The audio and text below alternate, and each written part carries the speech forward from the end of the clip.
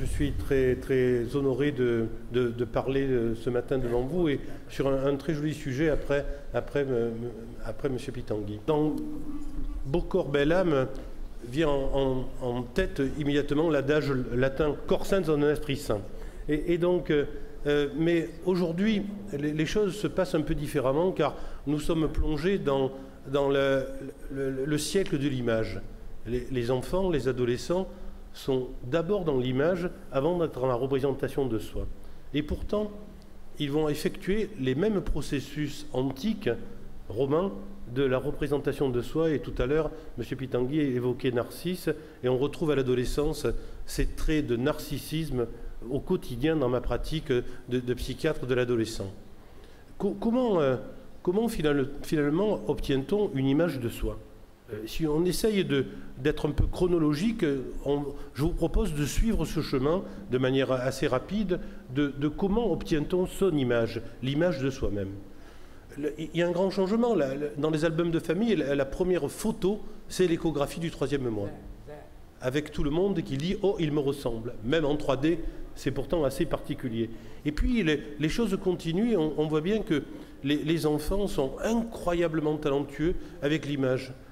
Sur les photographies, les petites filles et les petits garçons dès l'âge d'1 an et demi poussent comme ça l'image pour l'agrandir. Ils sont centrés dans l'image. Et on voit que cette image est d'abord la conquête d'une diffusion par rapport à la mère.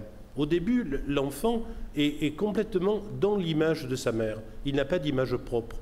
Et c'est un grand chercheur de ma discipline, René Spitz, qui a montré que dès le 8e, 9e mois, le petit bébé passe de la relation d'objet confondu avec sa maman dans la fusion, par exemple dans l'allaitement, le lait qui vient du dedans retourne dans le dehors, et le bébé devient soi par l'anxiété vis-à-vis d'autrui. Il manifeste une anxiété quand l'autre s'approche, dès le 9e mois de sa vie. Et puis les choses s'accélèrent. Et ce petit bébé va être tout à fait prodigieux. Il va partir d'abord à la conquête de l'espace pour plus tard conquérir le temps. Et M. Pitanguy citait Camus, j'y reviendrai dans cette notion ultérieurement. Le bébé commence par faire un rond. C'est un moment très fondamental du développement. Le rond va être après le bonhomme tétard et la représentation de soi, la représentation de la famille, la représentation de la maison anthropomorphique, l'espace qui part à la conquête du monde. Mais c'est toujours pas tout à fait l'image de soi. Souvenez-vous des photos de vous, nourrissons. À une certaine époque, on était sur des peaux de bêtes avec des cheveux bouclés. Et on regarde, on dit « Ah, c'est moi, vous le savez, mais est-ce véritablement vous ?» Vous regardez ces photos, et ne parlons pas des photos de nos grands-parents, de nos arrière-grands-mères, de nos arrière-grands-pères avec la montre engoussée, des histoires complètement surannées. Alors maintenant, c'est vrai qu'ils ont tout sur CD, et ils tapotent sur l'ordinateur, ils se revoient petits, et ils gagnent petit à petit en image. Mais jusqu'à l'adolescence, cette image est un peu fixée. De même qu'ils ont une image à peu près fondée, le stade du miroir est bien sûr fondamental chez le nourrisson, mais l'image ne change pas. Il n'y a pas de modification de son image à l'époque du primaire, entre 6 et 12 ans.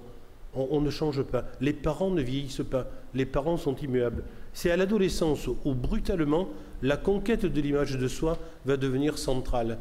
Il faut comment se plaire pour plaire. Tout à l'heure, vous insistiez beaucoup sur le groupe, sur la tribu, et la tribu des adolescents est beaucoup plus importante finalement que la famille et l'adolescence. C'est le moment du hic et nunc, de ici et maintenant, du présent, justement pour revenir à Camus, par rapport au passé qui est bousculé et l'avenir qui est hypothétique. Et tout se fonde sur l'image. Comment avoir confiance en soi? Comment se construire une image? La pathologie montre les choses. L'histoire de l'obésité dont on reparlera dans ces journées, l'histoire de l'anorexie dont on reparlera aussi, entre ces deux figures de Janus, entre l'hypermaîtrise et la perte d'image de soi, maladie de l'image, anorexie, et l'histoire du laisser-aller du corps, du trouble esthétique de soi que représente finalement le surpoids et l'obésité. Et on voit que l'adolescence est un moment de deuxième chance, mais qu'il ne faut pas rater cette deuxième chance de conquérir son image. Si on est bien en soi, on va être bien avec les autres. Et on le voit bien dans les pathologies justement de l'adolescence, dans les oppositions, dans les rivalités, dans les conduites à risque, dans la destructivité. On voit de manière banale sur les plages de Rio les tatouages, mais on voit aussi les scarifications, les tatouages plus intimes, s'entailler pour être propriétaire de sa douleur, qu'au moins sa douleur soit à soi. Et on comprend que cette adolescence va commencer à osciller entre conquête de l'image et puis après obtention et acceptation de son image. Plusieurs de mes amis qui ont beaucoup travaillé sur l'image de soi au niveau de l'adolescence ont finalement montré qu'aller bien, c'est s'accepter. Alors on peut bien sûr, grâce à la chirurgie esthétique, transformer certains défauts, et on voit une incroyable transformation en médecine de cette spécialité, puisqu'on opère dès le début de la naissance des malformations, par exemple le bec de lièvre, pour que les parents ne voient pas cette faille, cette distance entre la bouche et leur vision des petits bébés. Mais on voit aussi que maintenant on opère de plus en plus des adolescents et des adolescentes, avant même l'histoire de la majorité, comme une certaine époque. Donc on peut partir avec une belle image de soi pour partir à la conquête du monde à partir du moment où son monde interne a été réalisé et réussi. Alors on pourrait croire qu'à l'adolescence ça s'arrête. C'est un peu faux.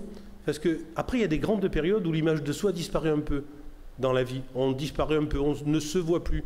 On ne se reconnaîtrait pas dans la rue si on se reconnaîtrait. Et puis brutalement, l'image réapparaît et on s'aperçoit maintenant avec les nouveaux grands-parents d'une incroyable réapparition de l'image. Qui oserait dire aujourd'hui qu'une femme de 50 ans est vieille? Ma grand-mère, à 50 ans, était vieille. Si je prononce ça publiquement, qu'à 50 ans, une femme est vieille, je sors sous les lazis de l'assistance. Plus personne n'est vieux. La vieillesse est repoussée à des niveaux de plus en plus extrêmes. Et c'est plus la défaillance psychique qui crée la vieillesse plutôt que la défaillance corporelle. On voit bien que la perte de l'identité, de la conscience en soi, de sa représentation est perdue. Alors on peut être un peu triste à la fin de cette défaillance, mais j'étais l'autre jour, moi, pédopsychiatre, avec un groupe de centenaires, des femmes. Un de mes amis m'avait dit de faire un groupe de parole avec des centenaires.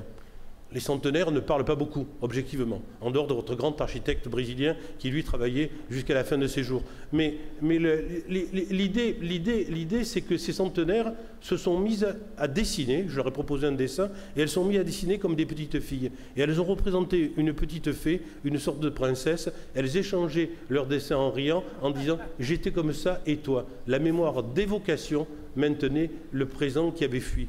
Et je crois que donc Camus a raison et a tort. On pourrait dire que Camus a raison sur le présent, les adolescents présentifs et tout, mais on pourrait aussi dire avec Fernand Braudel qu'on n'a pas d'avenir si on n'a pas de passé. Et je crois qu'on peut aussi camper sur cette notion qui n'a rien à voir avec le passéisme, mais du fait que finalement on peut garder, surtout moi, pédopsychiatre, une névrose infantile active, c'est-à-dire être toujours un enfant ou un adolescent permanent, pour histoire de comme ça tendre des ponts avec les gens de ce moment difficile et merveilleux de la vie qu'est l'adolescence, source d'avenir, en disant « je me construis ». Comment me plaire pour vous plaire, et comme ça pour partir dans ma vie et dans ma réussite. Je vous remercie. Muito bem. Depois da plateia.